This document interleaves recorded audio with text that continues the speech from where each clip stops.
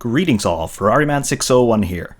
Well, we are at a very interesting point in the season. The 2018 racing season has officially gotten underway now that we've seen the conclusion of the Rolex 24 at Daytona, but we're now in that interesting time where the anticipation levels begin to build.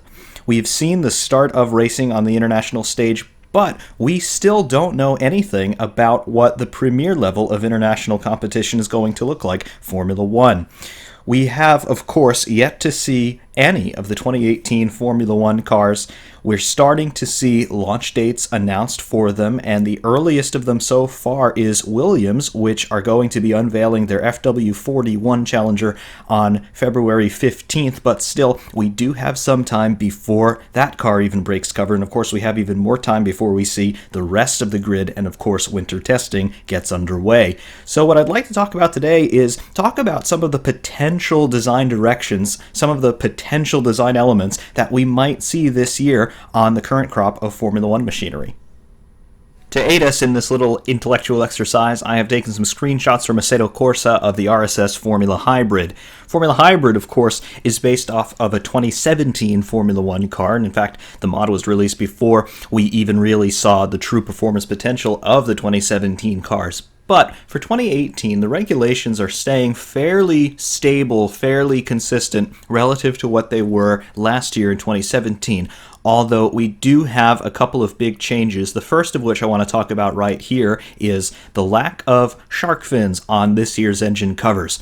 Those of you who watched last year, and of course those of you going back further than that, particularly into 2008, 2009, and 2010, you'll remember the big shark fins coming off of the back of the engine cover. The rationale of them basically was to help smooth the airflow out, not over the top of the car, but more laterally. As the car is going through yaw moments, they're trying to exert a little bit more positive pressure in the direction of rotation just to help the car balance itself around the corners and help its rotational inertia just a little bit, particularly in high-speed corners. However, for 2018, the teams have decided to get rid of the shark fins, and we have the engine covers now coming down in the sloping shape that you can see here on Formula Hybrid. So basically, this box coming from the top of the engine cover and coming down to the rear wing has been blocked off by the regulations. You can't build inside this box anymore. So everything inside this area has to be now just open. No bodywork can be inside that wedge. However,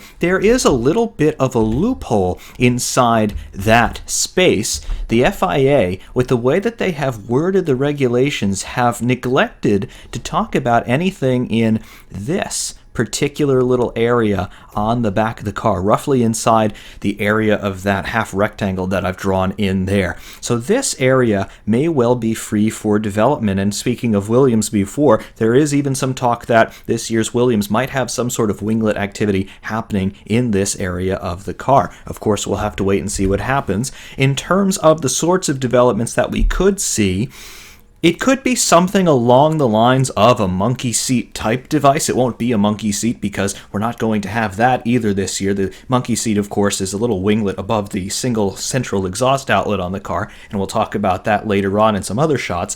But it could be a little winglet device along the lines of the monkey seat, basically the same sort of idea that we've seen from the monkey seat, and it could also be somewhat of a hybrid design between a monkey seat and between some of these little tertiary winglets that we used to see on Formula One cars going back to 2005 through 2008 before the big raft of Aero changes happened for the 2009 season, and we're still kind of basing our Aero philosophy a little bit off of those regulation changes despite the big changes that we've seen starting in 2017.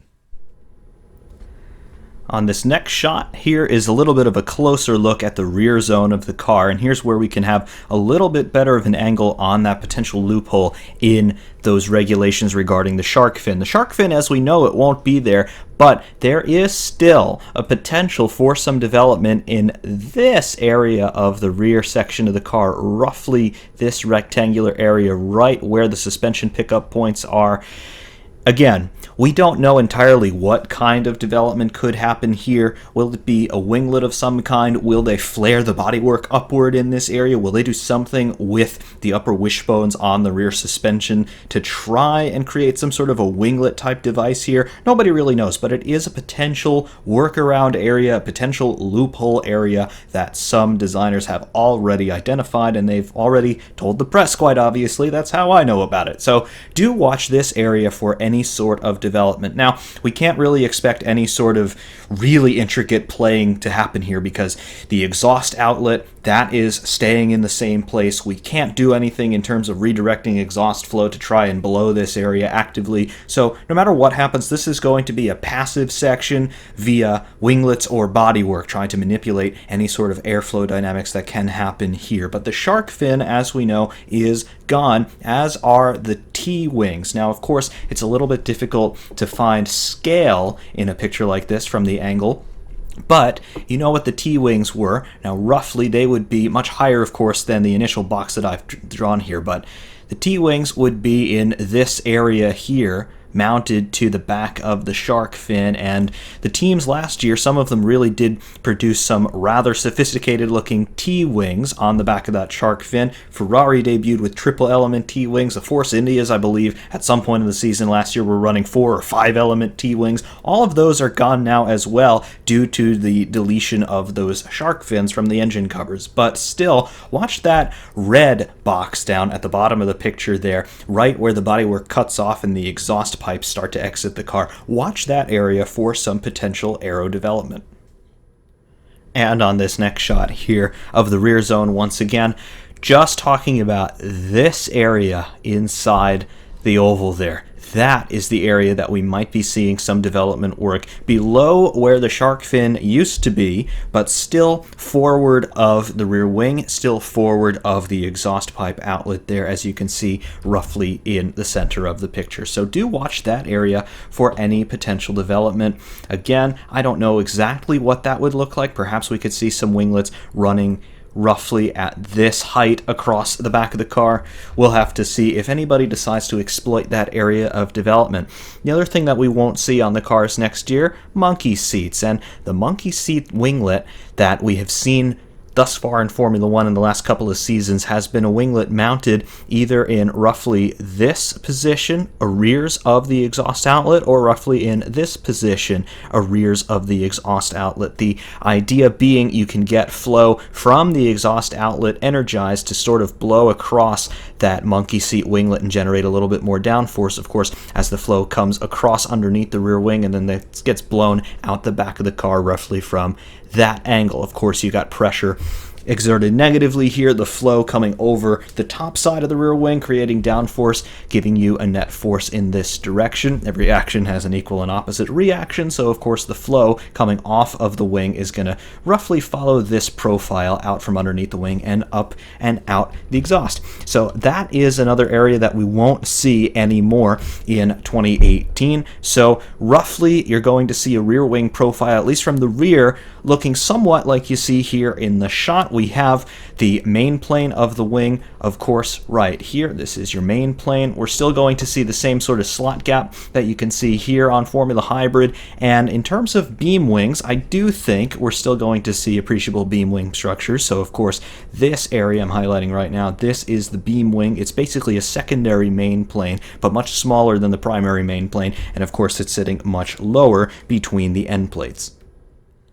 And from this shot here, we're still looking at the rear wing, but now we are looking at it from forward, heading rearward. So this is the front side of the rear wing facing the direction of travel. And what I just want to highlight here, the end plates. You can see here, screen left, this is the end plate of the rear wing. We can only see one of them. It doesn't really matter. This is the right side of the car, screen left for us due to our angle. And I just want to show you roughly the profile that we see on the leading edge of the rear wing end plate. You can see that coming from top to bottom, we start vertical, we turn in at roughly an angle of 40-45 degrees, and then as we make that turn inboard, we eventually straighten out again and then head down toward the back of the diffuser and the reference plane of the car.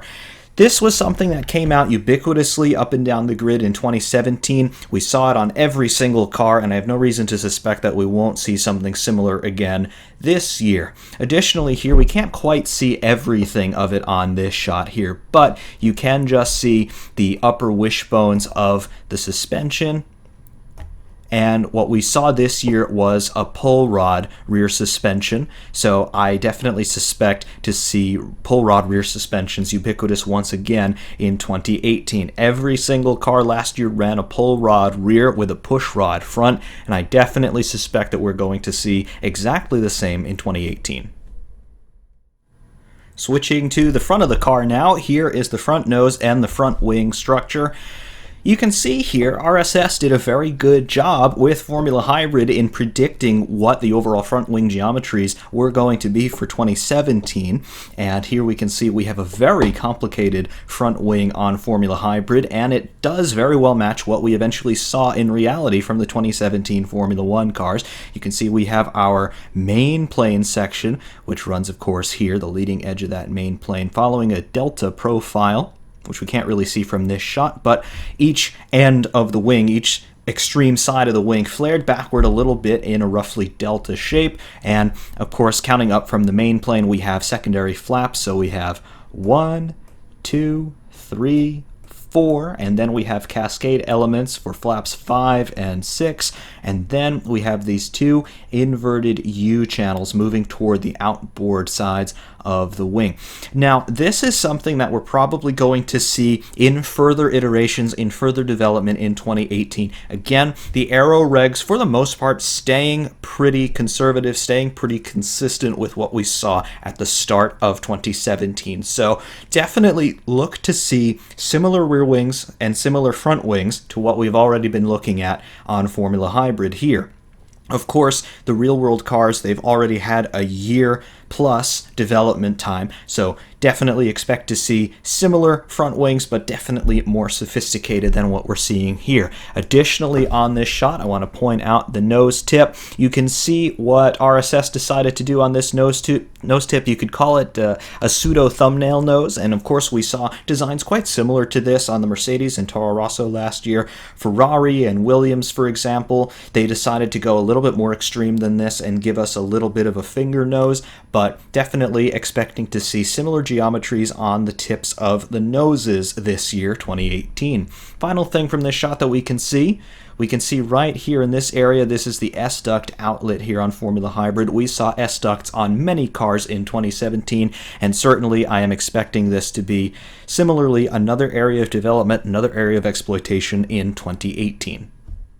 Of course, now it's the time to talk about the 800-pound gorilla, the 50,000-pound elephant in the room. Yes, I know elephants don't weigh 50,000 pounds, but I digress. Halo. Halo is arguably the biggest change coming for 2018, at least in terms of the overall design of the cars. Halo, it is a cockpit protection device aimed at providing additional driver head protection, namely trying to protect against large pieces of airborne debris, things like wheels, tires, large sections of bodywork, things of that nature. Halo has been in development by the FIA really since about 2009 and 2010, following the Formula 2 accident of Henry Surtees and following the Formula 1 accident of Felipe Massa. Both of those drivers were hit by flying debris. Unfortunately, Henry Surtees died as a result of his injuries. Felipe Massa, after several months' recuperation, returned to race in Formula 1, and he only retired at the end of 2017.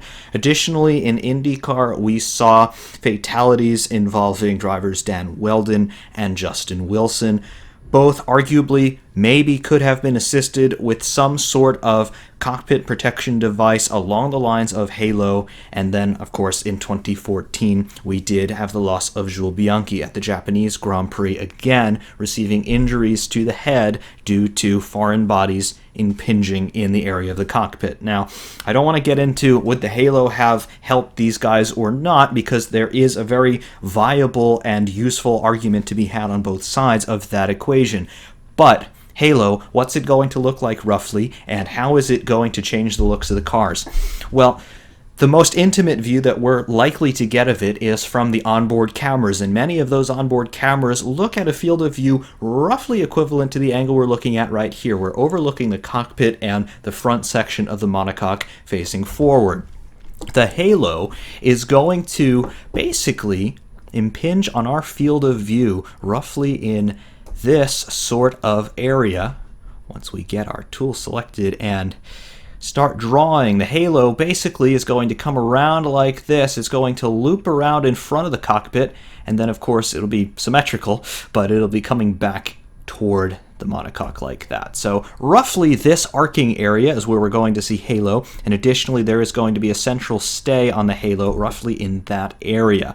So this is the view roughly that we're going to be treated to in 2018 from the onboard shots. Now, of course, I'm just trying to draw this very roughly, free-handed sketching here in paint, so it's a little bit difficult to get the sense of it, but Halo has been tested on track on and off over the last couple of seasons. Some onboard shots have been released of it running around on track, so if you want to get a better idea of what this actually looks like, you can definitely look up all of that. But roughly from this angle, that is what Halo is going to be looking like. Now, we do have some very reasonable questions about, first of all, is it effective? And second of all, what are the risks? Namely, what are the risks in terms of driver extrication, and what are the risks in terms of driver visibility? In other words, in corners that have either blind entrances, blind exits, or lots of elevation change, I'm thinking of the Eau Rouge Radillon complex at Spa, for example, is Halo going to hinder drivers' visibility toward the apex or toward exit, anything like that?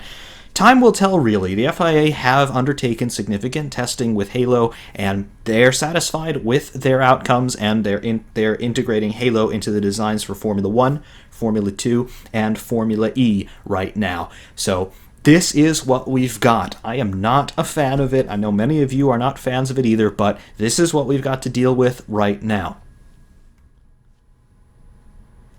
Looking at the car side on, we can expect Halo to look a little bit something like this. Halo will come up with its central stay coming up roughly like this, and then it will loop backward toward the monocoque roughly at that sort of line, intersecting with the present lateral cockpit protection there that's really been there since the start of the 2008 season when they raised the sides of the cockpit, talking about these flanks here, this area that you can see outlined right here. The driver's helmet sits roughly in this area, this roughly circular area, so that is where you could expect the driver's head to be roughly in relation to all of this. And then of course the rest of the cockpit is open. It's open above and it's open to the sides here. Halo does not feature any sort of windscreen device, so it's completely open. It is just that tubular structure of that central stay in this area, and then it is the cross member running in this area here. So roughly that is what Halo is going to look like from the side externally. So again, you have got the black structure there, which is roughly the outline of Halo. You have the red box that I've drawn, which is the cockpit protection, the lateral bracing built into the monocoque, and then the yellow section there is roughly the area where we can expect our driver's head to be. Now, all of this does call back to mind the rollover protection that the cars already have, and of course the primary means of rollover protection is the air snorkel up top here, this area. And of course that's not just the air intake for the engine, that's also a big roll structure there. Basically when they do crash testing on these Formula 1 cars nowadays, they put the equivalent weight of a 55-60 passenger commuter bus on top of that roll structure, and if it deforms past and a certain X value, the car fails the crash test. So basically the car is able to withstand many times its own weight, both statically and dynamically, in a rollover situation, just to ensure that the driver is protected. And the way that they protect the driver in a rollover is like this. Even before Halo was instituted, obviously, the test was very simple. If you draw a line from the top of the roll bar down to the front of the monocoque, you end up with this triangular shape right here.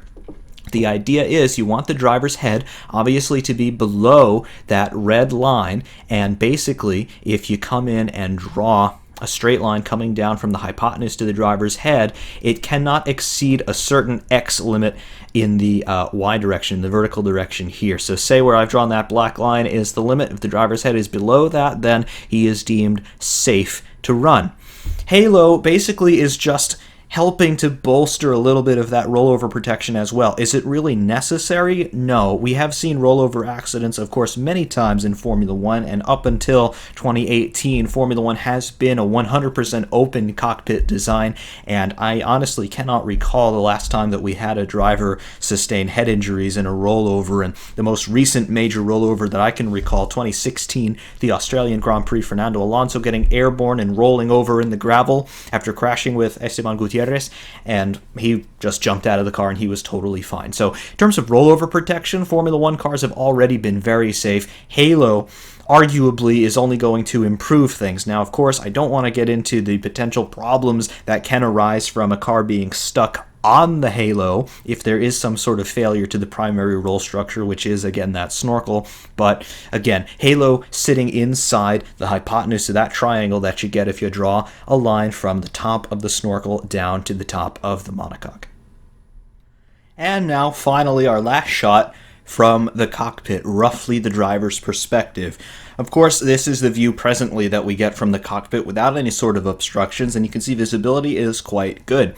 However, when we add the halo, we start to see a picture that looks something like this. Now, of course, none of this is drawn particularly to scale, but you can see here the central stay of halo comes up vertically off of the top of the monocoque, and then we start to see the crossmember pieces, the looping section of halo. They come off of that central stay, and then they start to loop around rearward, and then you can see that they will turn off and then head toward the back of the monocoque, the back of the cockpit surround. So roughly, the driver is starting to see something like this impinging in his field of view. Now, is it a particularly intrusive sort of visual impediment? Not really.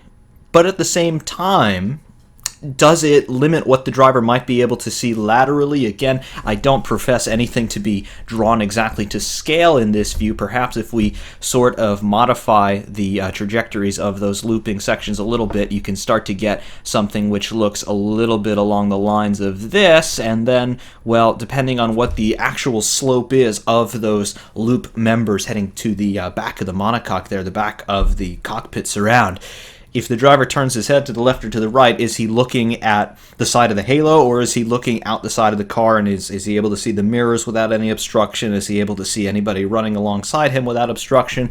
It's a little bit difficult to tell without actually being able to sit in there and see what's actually happening, but roughly, as far as I'm able to tell, halo is going to follow this sort of a trajectory heading down to the back of the monocoque there. And by monocoque, of course, I'm talking about the central survival cell integrating the cockpit and the front end of the chassis. The rest of the car sort of mounts to the monocoque. Basically, you're only talking about the cockpit area being that non-crushable cellular structure that keeps the driver safe in an accident, and that is where the halo is mounted to.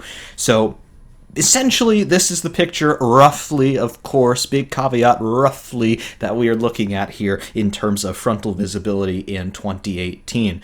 Now, are the drivers going to be able to adjust to this? Of course they'll be able to adjust to this, and of course one only needs to look at the assorted careers of any driver up and down the grid, and you can definitely see that they have driven many different kinds of cars, and they've all proven themselves to be well adaptable people. But from a fan's perspective, especially if we do get more widespread use of visor cameras and things like that, as some people are speculating about, we're going to get a different view. And of course, we've already talked about what happens from the more traditional T-wing onboard camera.